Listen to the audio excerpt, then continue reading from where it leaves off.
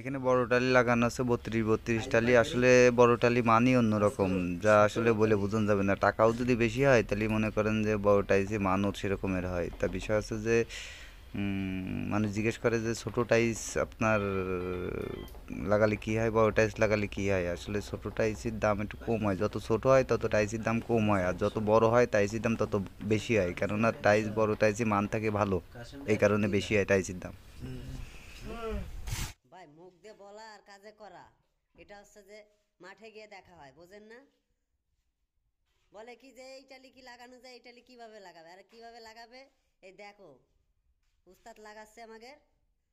বড় টালি লাগাতে গেলে নাকি আবার মাথায় ব্যথা করে। মাথায় ব্যথা করবে কেন, হাতের কবজিতে ব্যথা করবে। আসলে কি বলবো, এখানে সর্বপ্রথম কাজে যাওয়ার সময় বলতেছে যে আপনার কি বড় কাটার মেশিন আছে। তা আমি বললাম যে আছে, 32 পর্যন্ত কাটার মেশিন আছে। যারা গ্রামগঞ্জে কাজ করেন অনেক সময় আপনার 24 টালি কাটার জন্য কাটার মেশিন কেনেন, তাদের উদ্দেশ্যে বলতেছি আপনারা উচিত হলো কিছু না হোক মনে করেন 32 কাটার মেশিন কিনবেন, না হলে এরকম আমার মতন ফাঁসে যাবেন। আমার যেরকমের জিজ্ঞেস করেছে আপনার কি বড় কাটার মেশিন আছেন, সেই ক্ষেত্রে মনে করেন যে ফাঁসে যাবেন।